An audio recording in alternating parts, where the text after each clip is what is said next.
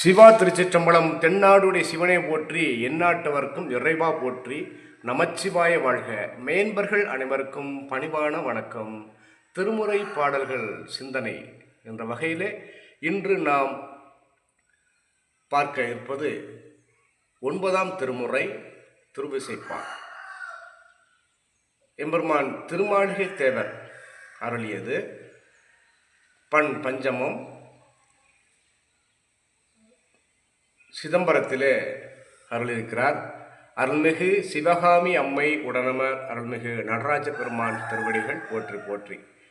பெரும்பாலும் நமது சைவ சமய இலக்கியங்களிலும் பக்தி இலக்கியங்களிலும் அந்த உவமை, அதாவது அந்த அருமையான கற்பனை வளம் மற்றும் அந்த சொல்லில் மாடாத அருமையான தமிழ் சொற்களை போட்டு எம்பெருமான் ஈசனை புகழ்ந்து பாடியிருப்பார்கள். அதில் பல இலக்கியங்கள் ரசனை மிக அதிகமாகவே இருக்கும். உவமை என்ற வகையிலே, உதாரணம் என்ற வகையிலே பல வகையான வார்த்தைகளை போட்டு அந்த பக்தி ரசத்தினை நமக்கு அந்த தேனூரும் அந்த தமிழ் மொழியினுடைய அந்த திறத்தினை மிக சிறப்பாக பல சைவ சமய அருளாளர்கள் நமக்கு ஊட்டியிருப்பார்கள். அந்த வகையிலே இன்று நாம் காண இருக்கின்ற இந்த பாடலிலே இருக்கின்ற வார்த்தை திறம் மற்றும் மிக அருமையான சொல்லாடு இவற்றையெல்லாம் இப்பொழுது பார்ப்போம். ஒளிவளர் விளக்கே உழப்பிலா ஒன்றே, உணர்வு சூழ் கடந்ததோர் உணர்வே, தெளிவளர் பளிங்கின் திரள்மணி குன்றே, சித்தத்துள் தித்திக்கும் தேனே. நமச்சிவாய. இவ்வளவு மிக அருமையாக எம்பெருமான் திருமாளிகை தேவர் அருளியிருக்கிறார் பாருங்கள். விளக்கு, அதனை ஒளி வளர் என்றும், உழைப்பிலா ஒன்றே, அந்த ஈசனே ஜோதி என்றும், அந்த எவருக்கும் நிகரில்லாத ஈசனே என்றும், உணர்வு சூழ் கடந்ததோர் உணர்வே. நமச்சிவாய. ஆக எல்லா உணர்வுகளையும் கடந்ததோர் உணர்வாக சிவனை உணர்ந்திருக்கிறார்.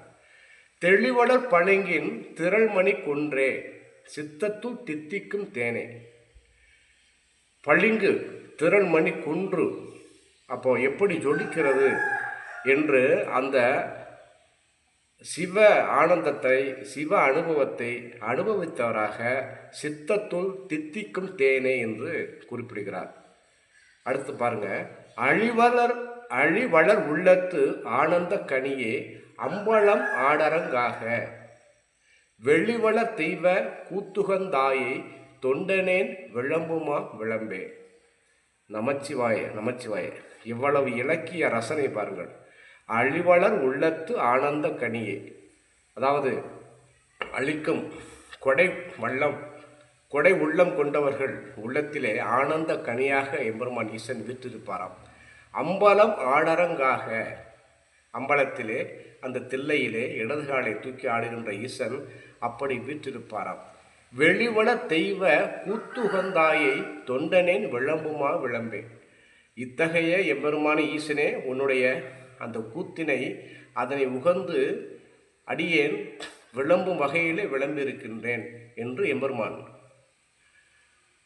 திருமாளிகை தேவர் அருளியிருக்கிறார். அடுத்து பாருங்க. அந்த நம்பிக்கை தான், அதாவது அந்த சைவ சித்தாந்தத்திலும் சரி, சைவ சமயத்திலும் சரி, ஈசன் மீது அவர்தம் தொண்டர்கள், அவர்தம் அடியவர்கள் வைத்திருக்கின்ற நம்பிக்கை தான் மிக மிக சிறப்பு. இடர்கெடுத்து என்னை ஆண்டு கொண்டு என்னுள் இருட்பிழம்பு அறவெறிந்து எழுந்த, சுடர்மணி விளக்கின் உள்ளொளி விளக்கும் தூய நற்சோதியுட் சோதி. அந்த சோதியினை எவ்வளவு அழகாக விவரித்திருக்கிறார் பாருங்கள். படரொளி பரப்பி பறந்து நின்றாயை, தொண்டனேன் பணியுமா பணியே.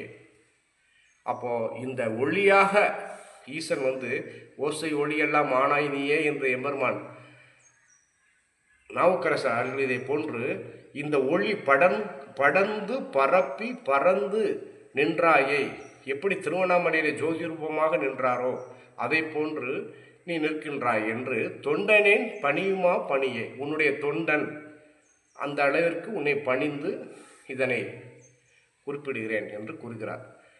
தற்பரம் பொருளே சசிகண்ட சிகண்டா சாமகண்டா அண்டவானா நற்பெரும் பொருளாய் உரை கலந்து உன்னை என்னுடைய நாவினால் நவில்வான் அற்பன் என் உள்ளத்து அளவிலா உன்னை தந்த பொன் அம்பலத்து ஆடி கற்பமாய் உலகாய் அல்லையானாய் கற்பமாய் உலகாய் அல்லை ஆனாயை தொண்டனேன் கருதுமா கருதே தொண்டனேன் கருதுமா கருதே என்று குறிப்பிடுகிறார்.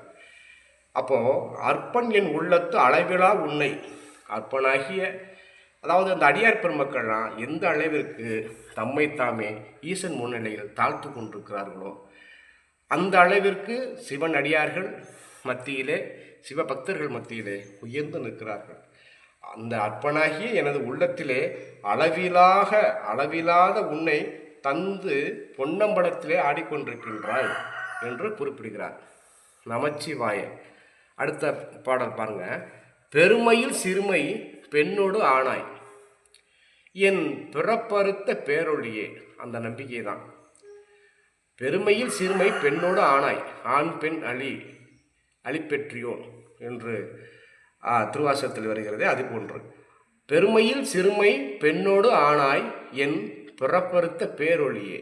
ஆக சிவபெருமானை வணங்கினால் மீண்டும் கருவறை புகக்கூடிய அந்த பாக்கியம் இல்லை. அதாவது கருவறை மீண்டும் பிறப்பெடுத்து இந்த பிறவி சூழலிலே நாம் உழலும் அந்த சூழல் இருக்காது என்பதனை எம்பெருமான் திருமாளிகைத்தேவர் பெருமான் அருளியிருக்கிறார். அடுத்து பாருங்க. கருமையின் வெளியே கயற்கனால் இமவான் மகள் உமையவள்களை கண்ணே அருமையின் மறை நான்கு ஓலமிட்டு அரற்றும் அப்பனே அம்பலத்து அமுதே ஒருமையிற் பல புக்குருவி நின்றாயை தொண்டனேன் உரைக்குமாறு உரையே. கருமையின் வெளியே என்று குறிப்பிடுகிறார். அப்ப இருளிலும் ஜோதியாக எம்பெருமான் ஈசன் இருக்கிறார் என்று குறிப்பிடுகிறார். இதுவரை 4 பாடல்கள்